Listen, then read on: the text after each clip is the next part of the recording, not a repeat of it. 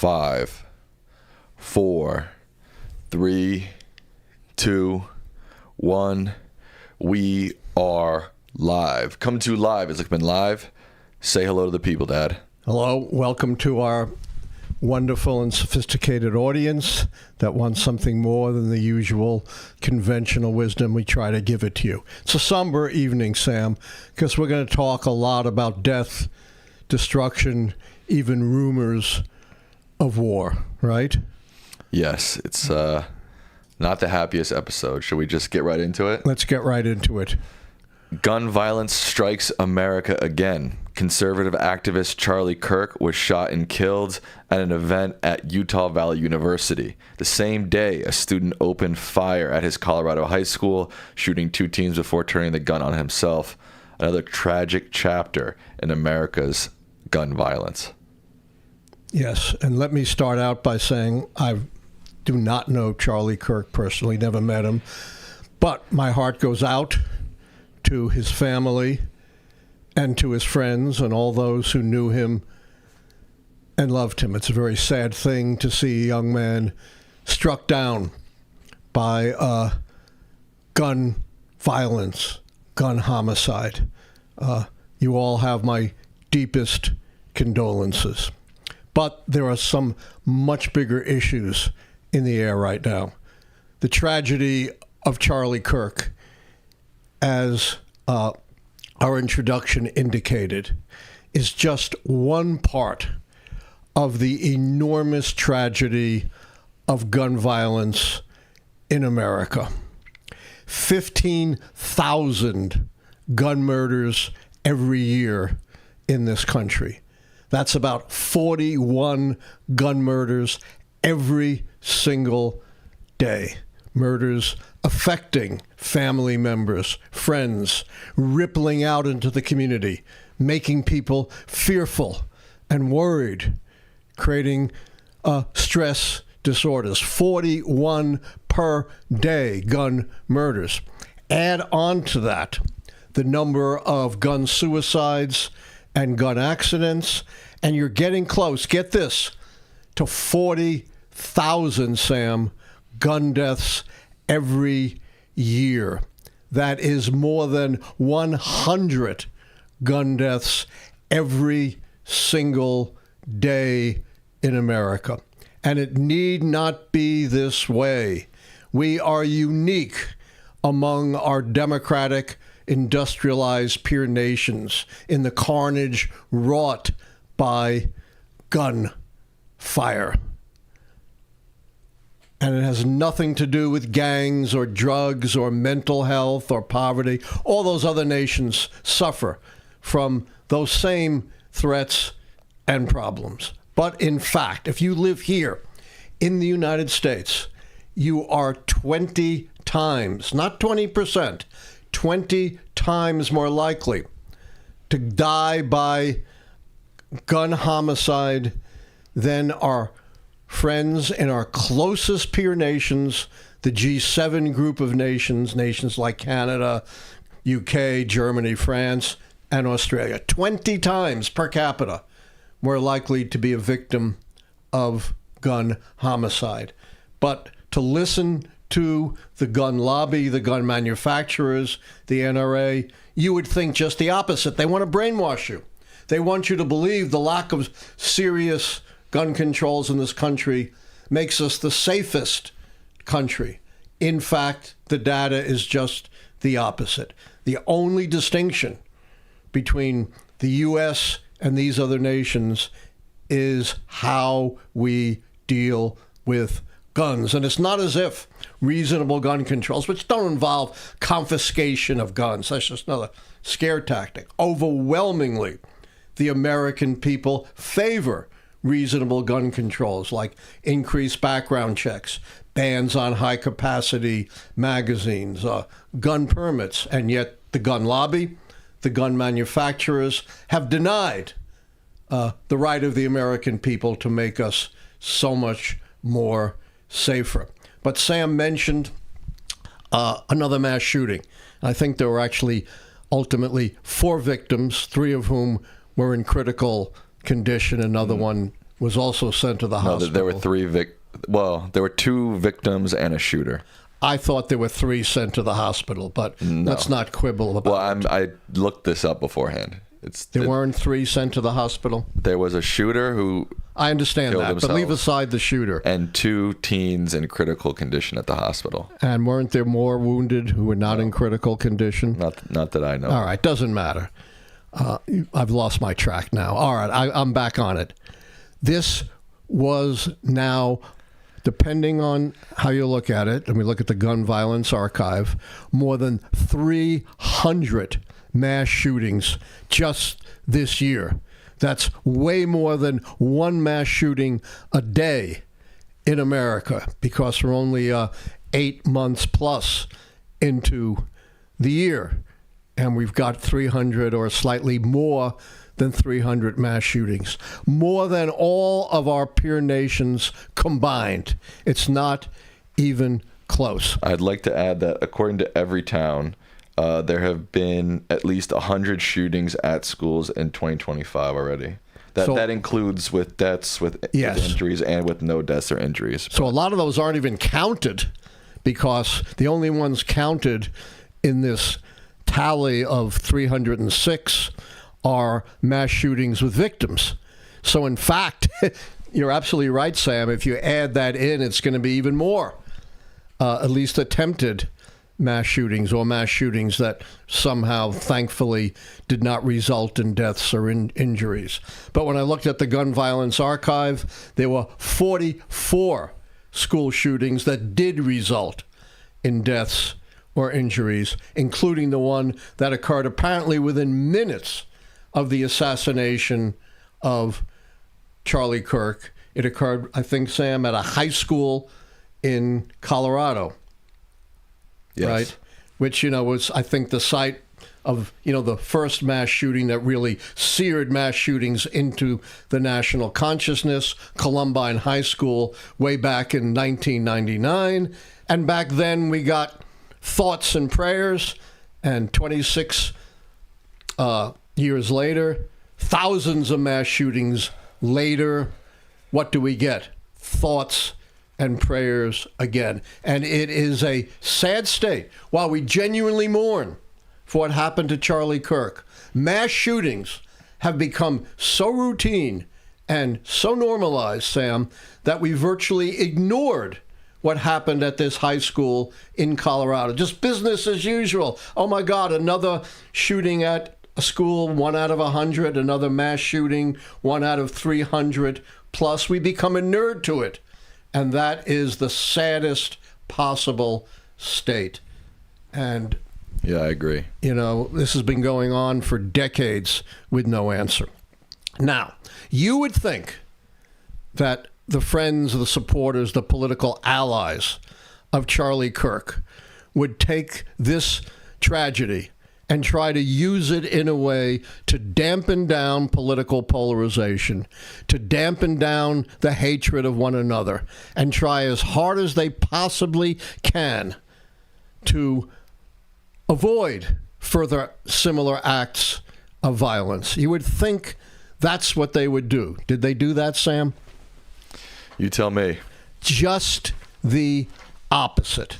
Not only did they politicize this tragedy, but far worse than that, they have used it as an excuse to take revenge on their enemies, to declare their enemies terrorists, un-American, dangerous criminals, and even to declare war against their political enemies. Exactly the opposite of what any responsible group of American leaders should be doing, which is turning down the temperature, avoiding stoking hate across our political views, trying as hard as possible to take actions that would diminish the chances of further violence. Instead, they have done just the opposite. It begins with Florida Republican Representative Anna Paulina at the time when the death... Paulina Luna. Anna Paulina Luna, A lot thank of people you. know her as Rep. Luna. Luna, Luna.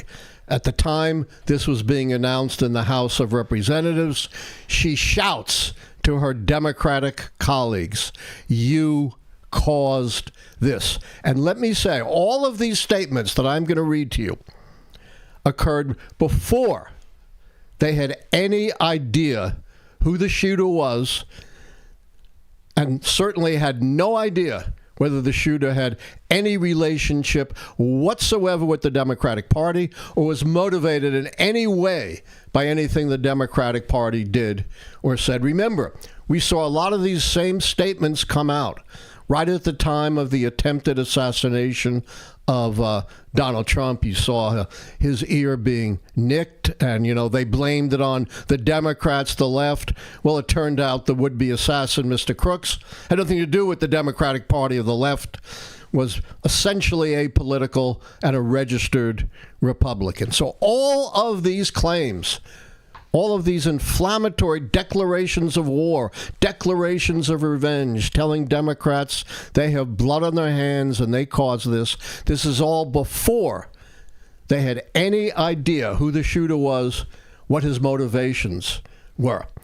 Donald Trump, the radical left, is directly responsible for the terrorism we're seeing in our country today. Is that true, Sam? You tell me. There have been studies of this. One of the most recent is just 2024 by the National Institute of Justice. And what they found was it wasn't the left that was primarily responsible for acts of terrorism. Far from it. It was the extreme right, which they concluded was far, far more responsible for acts of terrorism than anyone from the left.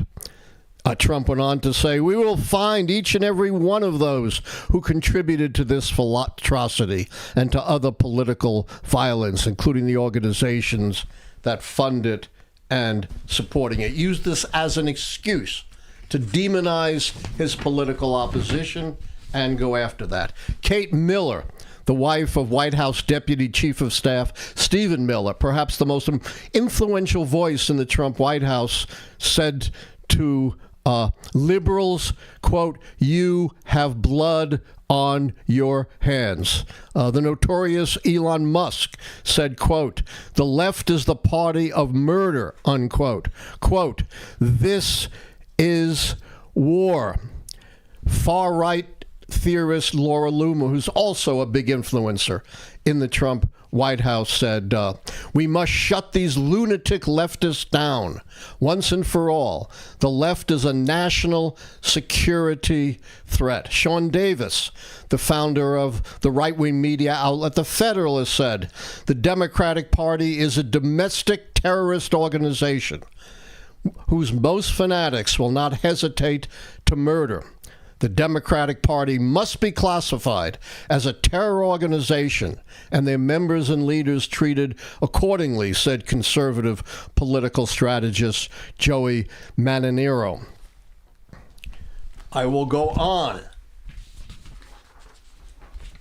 Here is another elected official, Wisconsin Republican Representative Derek Van Orden. "The left and their policies are leading America into a civil war." Again, this war imagery. And they want it, just like the Democratic Party wanted our first Civil War. The gloves are off.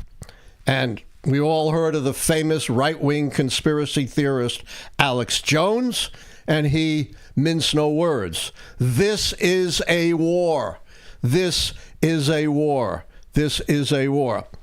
Chaya Raichik, who runs the pro-Trump account Libs of TikTok, said, "This is war." Another conservative commentator, Eon Miles Chung, said, "This is war." Christian Hawkins, the founder of the anti-abortion group Students for Life in America, posted, "This is a new civil war."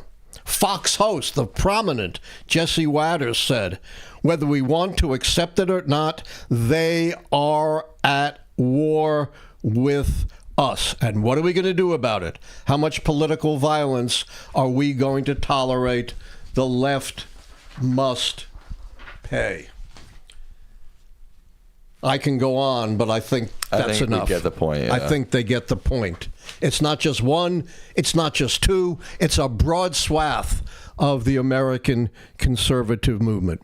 Let me put a little bit of historical perspective on this. Now, I'm not comparing Trump or anyone to Hitler, but I am giving you a little historical perspective in what happened in Nazi Germany right after Hitler became chancellor, but was not yet a dictator. Right after that, there was a fire in the German Reichstag. That's their parliament. Nobody really knew exactly who set the fire. There is dispute. Maybe it was set by the communists or the left, but I think the more persuasive historical analysis suggests it was set in complicity to the Nazis because they wanted an excuse to go to war against their political enemies. And that's exactly what happened. They blamed the fire on the leftists and particularly on the communists.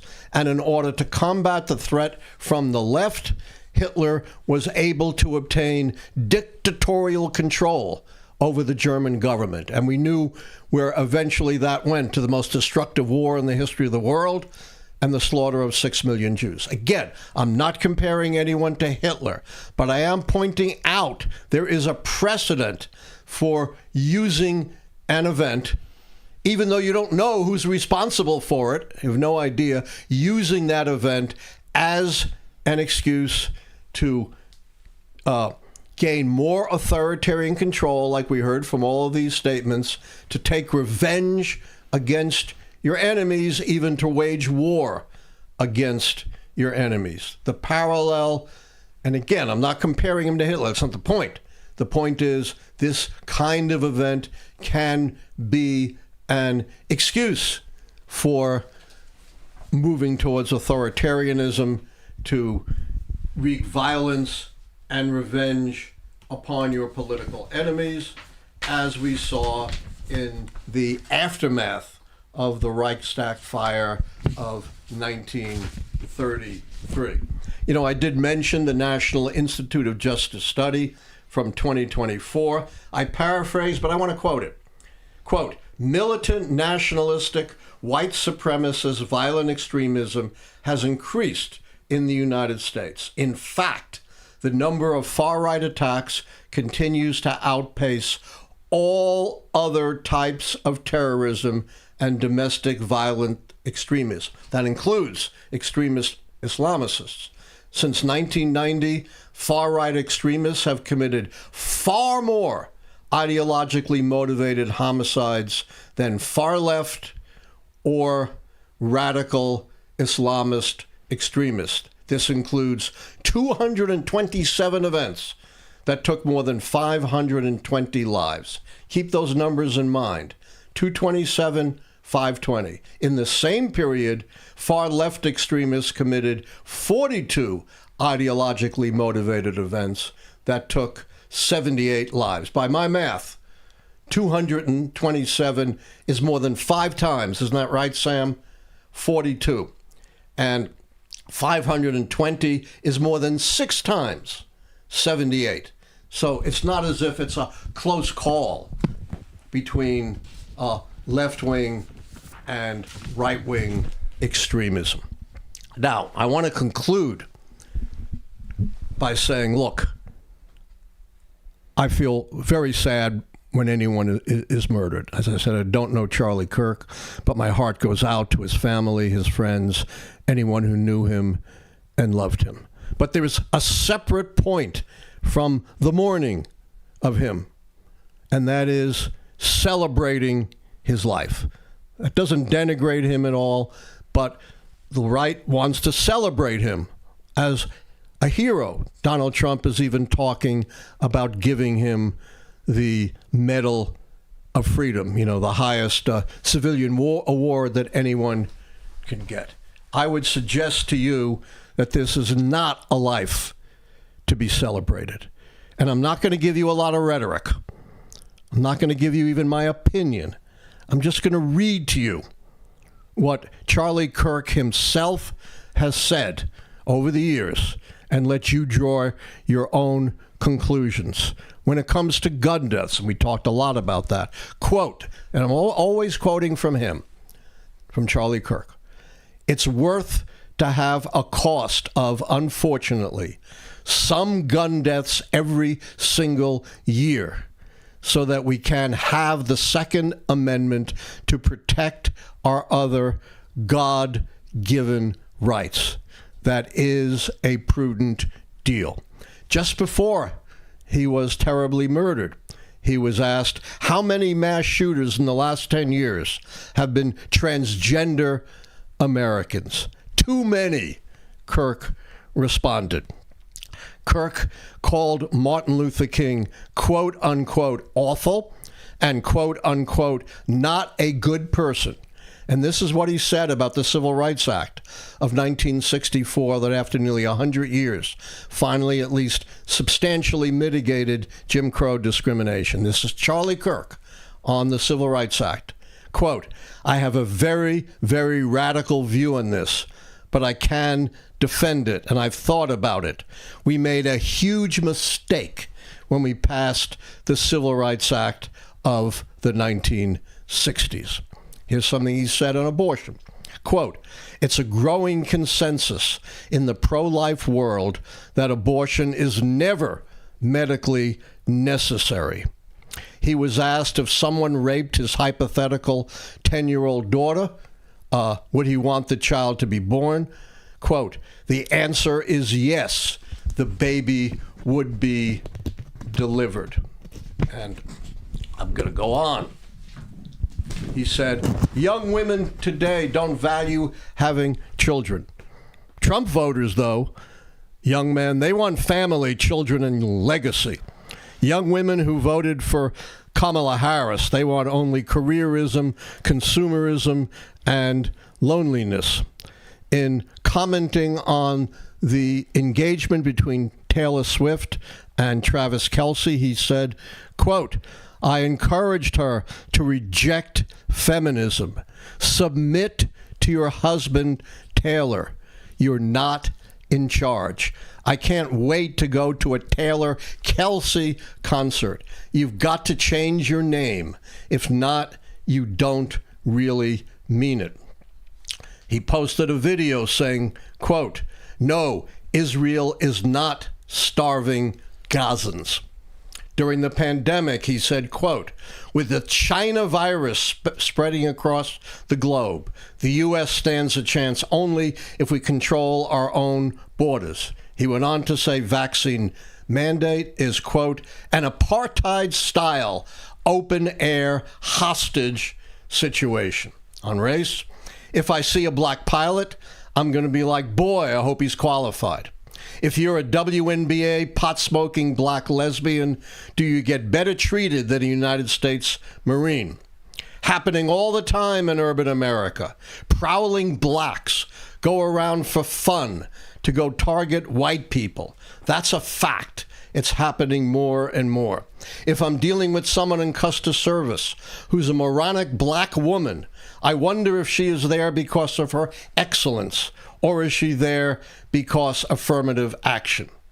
Quote, we need to have a Nuremberg-style trial, which was the trial to the worst of the Nazis. We need to have a Nuremberg-style trial for every gender-affirming clinic doctor.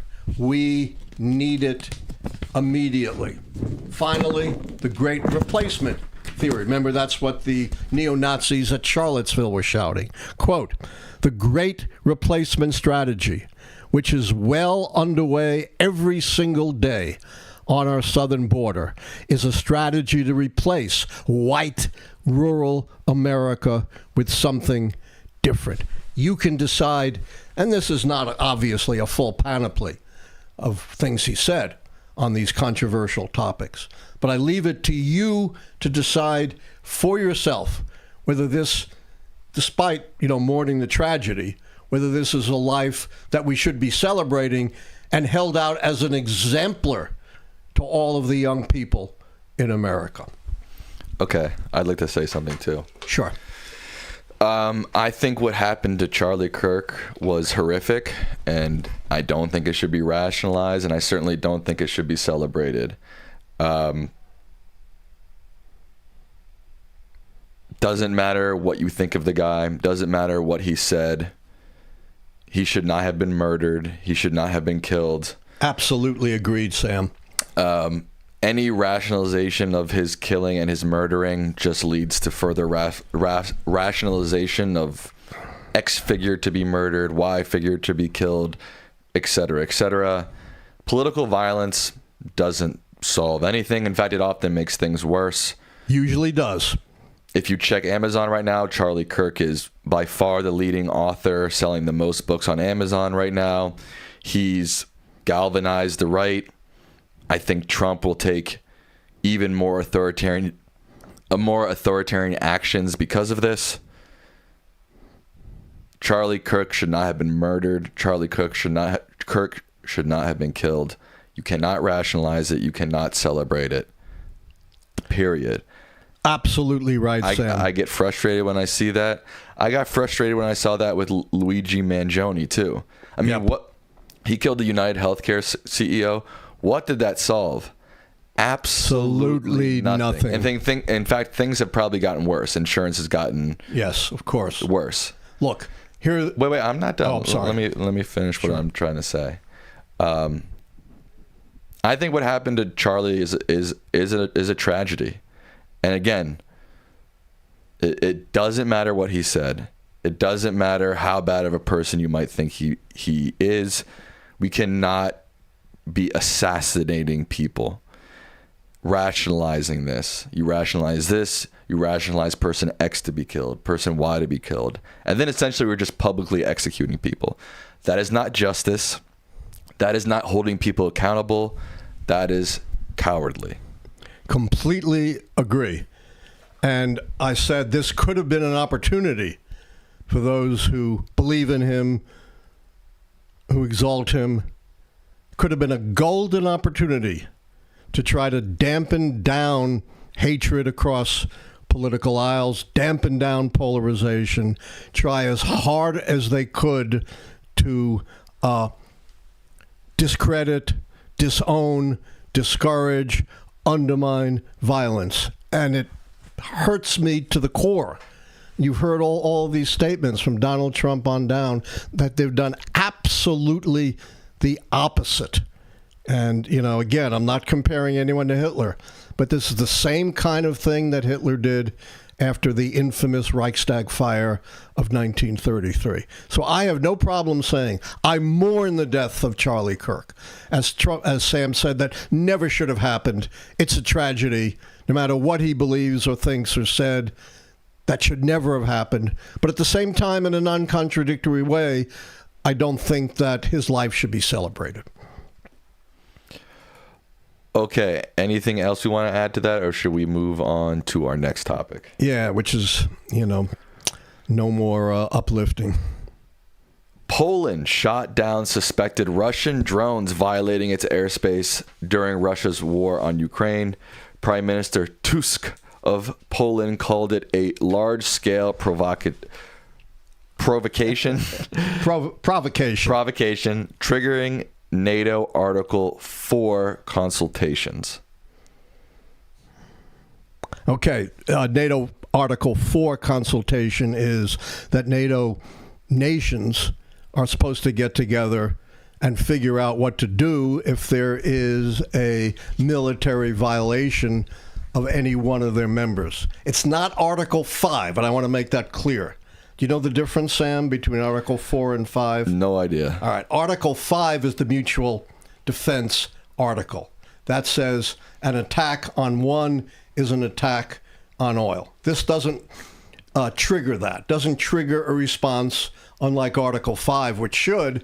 It simply triggers consultation. And NATO considers this extremely provocative. As this one news report says, Russia has attacked an American-owned business in Ukraine. It has continued bombing civilians, and most recently it sent drones into Poland's airspace. in an apparently unprecedented event that has NATO spooked about a much wider war. That is truly frightening, because a much wider war in Europe really portends the possible threat of World War III and the possible threat of the use of all weapons, including nuclear weapons. Well, if you open the Pandora box of nuclear weapons, the likely result is the destruction of civilization. The United States and Russia have more than enough nuclear firepower in their arsenals that if there was a nuclear war, the only thing we'd be worried about at the end of it is how high the rubble of the world is going to bounce. You know, our weaponry is thousands upon thousands of times more powerful than the bombs that devastated Hiroshima and Nagasaki at the end of World War II. But here's the truly puzzling thing, and that is the lack of a strong and firm response from the supposed leader of the free world, Donald Trump. This is what he said, and as far as I know, Sam, he hasn't said anything further. What's with Russia violating Poland's airspace with drones? Here we go. What does that mean, Sam? I don't know. No one knows. Yeah, I don't know. Is that going to make Vladimir Putin quake in his boots? Probably not. Well, here is something incredible.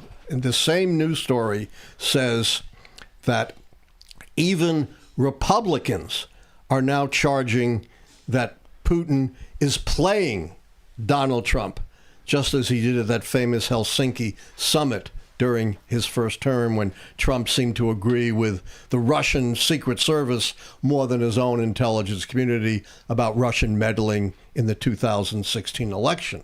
This is really serious, because we're talking about a potential act of war. So we had the summit in Alaska. No, it's not Russia, Trump, even though you said twice we're going to Russia. We haven't given Alaska back to Russia. We haven't? Well, maybe Trump has, but I don't think it's been ratified.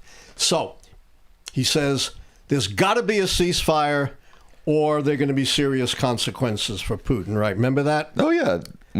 Yeah. Did we get a ceasefire? No. Were there any consequences for Putin? No. No. Then he gave Putin a 2-week deadline, right? Oh, right. Yes. He must have. Trump always sticks to his word. He must have. Once that deadline came in, I know Trump took action, right? And we've blown way past that deadline. Oh. And what has Trump done? Nothing. Nothing. Oh. Absolutely nothing. So here is Republicans, not the lunatic left. Senator Joni Ernst of Iowa, very solid conservative, usually a strong Trump supporter. President Trump wants to make sure that he's giving every opportunity for peace to get this war resolved, but Putin is playing him right now. Those aren't my words. Those are the words of a conservative Republican president. Putin is playing him right now as Putin blows through every threat, every deadline that Trump gives him. Senator Tom Tillis, I think Russia is playing. They're really playing us like a piano right now. Now, those two aren't running for re-election, but they're still solidly conservative Republicans. But let's look at someone who's not leaving the Senate, another very conservative Republican, one of the most conservatives, from Mississippi, of all places, Senate Armed Services Chairman Roger Wicker. He said, quote, Trump has given Vladimir Putin every chance, but the Russian president has mocked the peace process and played games with the peace talk. This is a sitting senator, very conservative, from Mississippi, who is not retiring. So this is really frightening that Vladimir Putin, even according to Republicans, is being played. Here's Republican Representative Don Bacon. We've tried to be, hoping the president would get to the right spot on Russia and Ukraine. And he's not. The administration's policy towards Russia is weak and vacillating, and Putin is taking advantage of it. In other words, Putin has just played Trump and suffered absolutely no consequences and gone on to threaten a NATO partner, to kill more civilians in Ukraine, to destroy an American-owned business with absolutely nothing except here we go again, coming back from Donald Trump. It's very, very frightening. Violating the airspace of a NATO ally is incredibly serious. And, if it happens again, God knows, what the consequences are going to be for war in Europe and perhaps beyond. And we've been here before. I want to give another historical perspective on this. We've talked about this. I'll just briefly allude to it. Neville Chamberlain in 1938 appeasing Adolf Hitler. The result was Hitler invades Poland, begins the most destructive war in the history of the world. And here at home, not President Roosevelt, but a very strong contingent of mostly conservative Americans, led by America's hero, Charles Lindbergh, formed the America First Committee to further appease Hitler, to say we should not aid any of the allies resisting Hitler, not Churchill's Germany, not the Soviet Union, where 4 million Jews lived. And if he had conquered the Soviet Union, millions of more Jewish lives would have been destroyed. You can't operate on appeasing a dictator. You ever been involved with a bully, Sam? Yeah. And what's the only way to deal with a bully? To appease them? No. No, you got to stand up to them. And that's what Trump, supposedly the great deal maker, the guy who said, they're going to respect us now because I'm so tough, has just been laying down in front of Putin. Let's hope it's going to change. Let's hope. I'm feeling pretty, I was already feeling pretty pessimistic, and these last few days haven't really... They've not been good days. They've not helped at all. We haven't even talked about all the problems with the economy. Yeah, the economy seems to be in quite a bit of trouble. Do you ever hear of stagflation, Sam? I've heard of it. That's what plagued the Carter administration and led to one of the things that led to his defeat by Ronald Reagan in 1980. Stagflation is something that back in the late 70s, the economists said couldn't happen. They said, basically, you have a choice in the economy. You can have low inflation, but then you're going to have sluggish growth and high unemployment. Or you can have strong growth and low unemployment, but then you're going to have high inflation. Well, what happened in the late 1970s was we got both high inflation, slow growth, and high unemployment. It was called stagflation.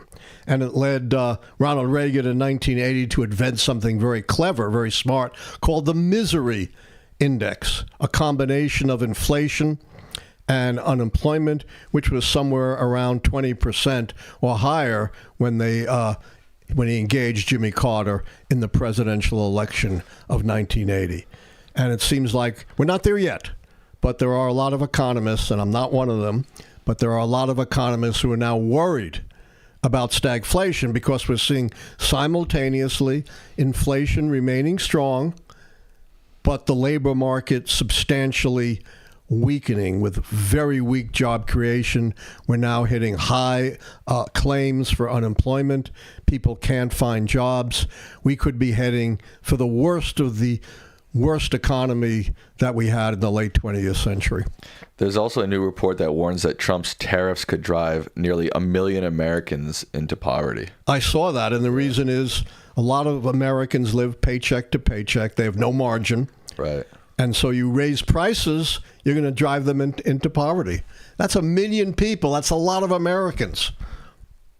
No doubt. All right. We better get on because I'm sure we have a lot of questions. Our first one is let me do some housekeeping first. We've got over 1,000 people watching, but only 400 likes.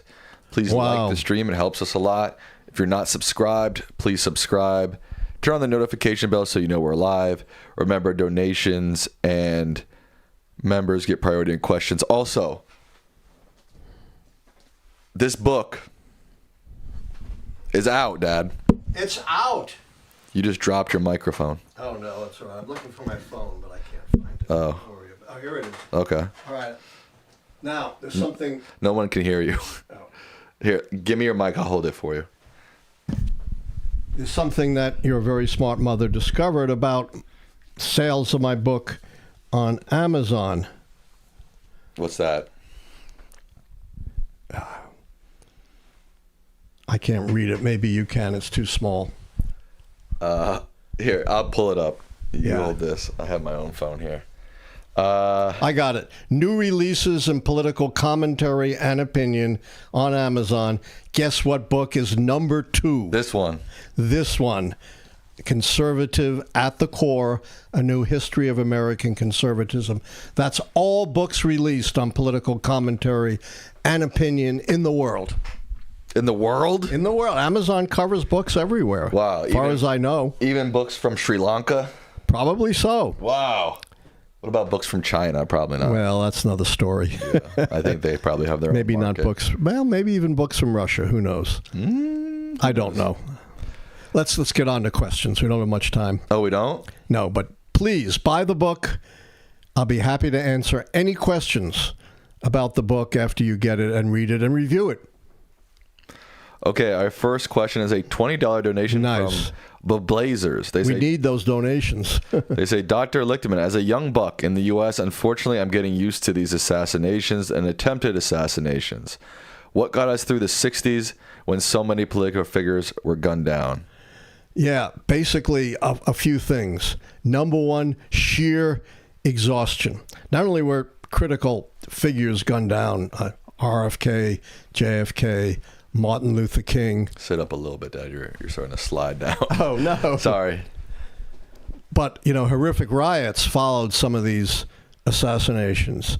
And I think Americans just got tired of it all. You can maintain that fever pitch for so long. Plus, Richard Nixon, who had stoked a lot of hate, talk about his opposition. A lot of language here today is thugs, vile, got entoiled in the Watergate scandal. And I think that took a lot of attention off of the political tension that was brewing elsewhere. And then you had the election of maybe the most moral, religiously committed president we've ever had in Jimmy Carter. Whatever you may think of Jimmy Carter as a chief executive, he certainly did not lack for morality, concern for human life, and concern for human rights. So we can get through, but it can take a while. Yeah. It was more than a decade of violence, really, you could say, from the assassination of JFK through what happened to the students at Kent State and Jackson State in the early 70s. Right. A lot of people are asking about if the book is available on Audible. From what I can tell, It's not yet. I'm hoping it will be. It takes a while. It's available on Kindle and obviously physical copy. Yes, and available from all kinds of booksellers. Barnes & Noble's available. And Notre Dame would love you to buy it there at the website of the Notre Dame University Press. Right, because there's not. I guess Amazon takes a fee. I'm assuming. Right? Exactly. It's not big, but they much prefer to have it from their website. But as far as I'm concerned, anywhere you buy it works for me, and I'm happy to have any questions answered about it. And there are some big write-ups about it as well if you Google it that you can find. www.google.com. Is that right? That's what they say. That's what they say. What do I know? I'm an old dinosaur. Our next question. Today is 9/11. A lot of this stuff in the last couple of days have unfortunately overshadowed it, but today is 9/11. What did George Bush mean by asking Congress, why do they hate us? Relatedly, what's the psychology behind scapegoating other humans? That's quite a general question. Yeah, we have 5 minutes, but I'll simply say scapegoating is as old as human history. There is always a tendency among human beings to blame their own failings, their own misdeeds upon someone else. You know, we saw that. The worst of that, of course, was in Nazi Germany when they blamed everything on the Jews. And we've seen that with Trump saying, you know, anything good is me, anything bad is Biden. You know, again, that's not comparable to Hitler, but you understand my point. It's the same kind of psychology. Whatever problems there are, they have to be due to someone else other than you or people like you. And there's an incredible statement by Senator Schmidt, a staunch conservative Republican, to a recent conservative conference in which he basically said America is not the ideals of the Declaration of Independence. That's not what binds it together. America is a white nation. It is the nation of the European white pioneers and their heirs, and everyone else is an intrusion. And and the only thing he talked about, didn't discuss slavery, Jim Crow, massacres of black communities, killing of strikers, none of that. The only thing he talked about was the conflict with the Indians, and he scapegoated them, saying, oh, they were just as responsible for the United States displacing them, shooting them off to reservations, breaking the treaties, engaging in massacres. Classic scapegoating. You should read that statement. It's just extraordinary. You would think this was John C. Calhoun in the 1840s. Do you have anything to say generally about 9/11? I mean, it's been 24 years, so I'm sure you've talked about it plenty, but it is 9/11. It is 9/11, and we should take a moment, maybe a moment of silence for the victims of 9/11, a horrific terrorist attack that really, in many ways, launched the war on terror and some extremely unfortunate wars like the Iraq War, and also represented George W. Bush's finest moment, his speech before Congress, in which he made it clear we were not at war against Islam. We are at war against terrorism. And that's something that seems to be forgotten in today's even more heated discourse.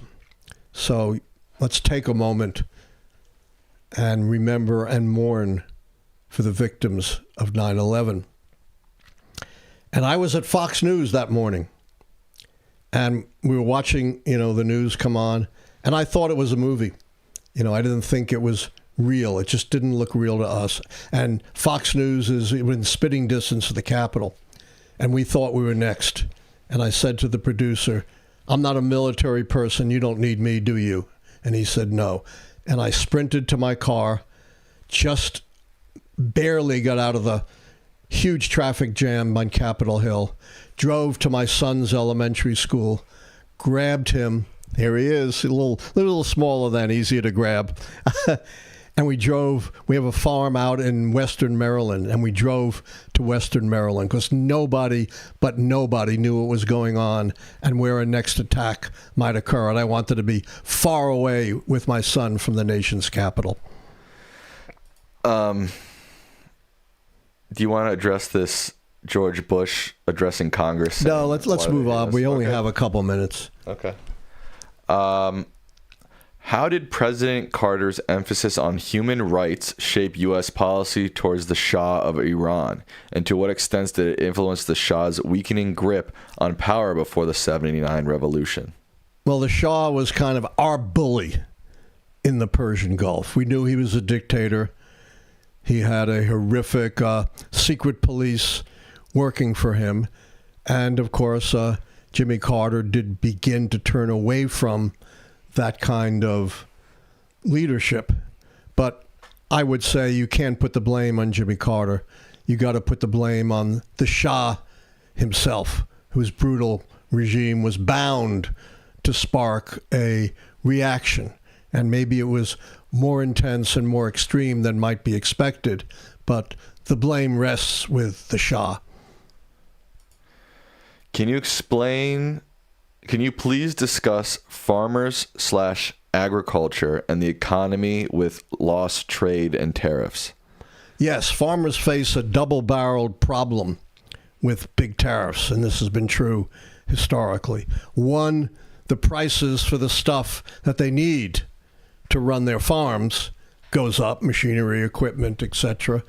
And then they find it more difficult because of tariff barriers to sell their products on the international market, which is very important for farmers, which is why Trump is trying to bail out the farmers with some kind of subsidy payment, knowing that these tariffs, which are so much higher than they have been historically, are going to hurt farmers just as they're hurting workers who are operating from paycheck to paycheck. As Sam pointed out, the new study from Yale University suggests close to 1 million, including 375,000 children, are likely to be pushed into poverty if Trump's tariffs are upheld, and very soon the Supreme Court's going to rule on them. I still can't quite wrap my mind around the tariffs. Like, I know some people think, this is some great conspiracy and he wants to ruin the U.S. economy. Some people think he's just an idiot. I still can't wrap my mind around why he's doing this. And also, Republicans have been doing this forever. It's putting on new. Tariffs? No, Yes. they haven't. Really? The first 20th century tariffs were in the 1920s under Harding. Okay. Then we had the famous Smoot-Hawley tariff, right, of 1930. We had tariffs Okay, but why did they do that? Because there were certain industries they wanted to protect. This is called crony capitalism. Right. Yeah, and it's also obviously about the way he's going about it. Right. He wants to throw his weight around the world. He wants to show that he is in control. And as he said, that I can do anything I want as president, not just here in the United States, but anywhere in the world. That's how he operates. I mean, tariffs are presidents but they're very focused tariffs. They are very individualized tariffs. They're very planned out tariffs. I mean, they're not just tariffs for everybody and whenever, nothing like that. Haven't seen anything like this since Smoot-Hawley in 1930, which economists largely believed made the Depression worse and lengthened the Depression. So this is, while Republicans even since then have messing around with tariffs, never to the extent that Donald Trump is doing this, and never to the extent that Donald Trump is doing this unilaterally without any act of Congress, and that's the issue that very soon will be before the United States Supreme Court. Right. They should certainly disavow them. The Federal Appeals Court of the Federal Circuit, which deals with trade issues, was unequivocal. 7-4 wasn't, real close, saying you cannot use the act that he cites, which says nothing whatsoever about tariffs. And I guess that's what also makes them so crazy is that, I'm assuming, I guess, during Smoot-Hawley, it took time, it went through Congress, and then it became law. It wasn't this on-again, off-again switch that we're dealing with Trump, and this, it's up, it's down, it's left, it's right. But that's what he does with everything. I know, but I'm assuming this is the first time that's ever happened. Absolutely. Right? And the other thing, of course, with Donald Trump is he way overestimates his own clout and ability. I'm the greatest deal maker ever. Well, show us a deal you actually made. We talked about his business deals, his 5 bankruptcies, his holes in the ground for so-called Trump Tower, his failure to cut a new deal with Iran in his first term. I think he believed he was invincible, and all these other nations would just bow down to him and do whatever he wanted. Thank you to Joanne Roberts for becoming a member. Thank you. How much time do we have left? Well, we started a little bit late. We're at 54 minutes of show time, but it's 9:56. Well, let's go to an hour of show time. An hour of show time. As tough as it is for an old guy, I'll do it. Thanks. Yep. Maybe you should answer all the questions because you're young and sharp. $15 donation from Justin Underwood. Nice. They say, is the U.S. a first world country with third world problems? Assassinations at this scale are usually only found in third world countries. Couldn't agree with you more. We're certainly a first world country, and we do have third world problems. Not just the political assassinations, but as I said, gun homicides that per capita exceed our closest first world allies by 20-fold. You know, you could find similar problems in certain third world countries, but even we're ahead of most third world countries when it comes to gun homicides. When it comes to incarceration, we lead all first world countries. Yeah. Is there any data on assassinations, or is that too unique of a data set? It's impressionistic. There probably is a database on it, but I haven't seen it. And in terms of problems with debt and deficit, yes, that's another indicator. And income inequality, which is as great as it was on the eve of the Great Depression, is another indicator. So I think Justin Underwood with his $15 donation is right on. Don't forget to like the stream. $10 donation from Steves7711. They say, what are your thoughts on liberal Republicans like Thomas Dewey, Wendell Willkie, and Nelson Rockefeller? Do you think such a group like that will ever exist again in American politics? Well, as the great Benjamin Disraeli, Prime Minister of England, once said, finality is not a word we use in politics. So I never like to say never or always, but these so-called Rockefeller Republicans are pretty well wiped out. You have to, look through a microscope to find them in the House and the Senate. Maybe Susan Collins, maybe Lisa Murkowski, maybe Massey in the House, but, you're talking about a pinprick as compared to the overwhelming thrust of Republicans today. There is no daylight between Donald Trump and other Republicans. Now, history is not linear. It doesn't just go up in a straight line. It can follow cycles. It can rise and fall. So while I'm not optimistic about a revival of the Rockefeller Republicans, I wouldn't say it's impossible, just improbable right now. Mandalus, who's been a member for 10 months, reminded us of some big international news. Brazil's former president, Jair Bolsonaro, has been convicted of plotting a coup and sentenced to over 27 years in prison. Did you see that, Dad? I did. That's Donald Trump's buddy. Right. Donald Trump is butting in to the affairs of a sovereign nation, another UN. Okay, let's talk about Brazil. Let's talk about Bolsonaro. I'm getting there. Okay. Don't interrupt me. I'm getting there. I never go off topic. Well, All right, let me talk. We're almost out of time. So despite Donald Trump's interference with the legal system in Brazil, the legal system in Brazil has functioned. The legal system, he had all the opportunities to fight the charges against him. A jury found him guilty, and so be it. And Donald Trump can huff and he can puff, and he can't change this verdict. My criticism would be, I asked about Bolsonaro, and we talked about Trump for the entire question. Not entirely. Okay. But it's absolutely relevant because he did butt in to the trial of Bolsonaro. And then I got back to what actually happened despite Trump. I think that was very relevant. Thank you. Okay. A lot of people are, this is kind of a general thing. I've noticed a lot of people saying that early on in the Ukraine war, Russia, like a missile flew over Poland. Do you remember that happening? Yes, there were some incursions like that, I think more than one. But this one was different.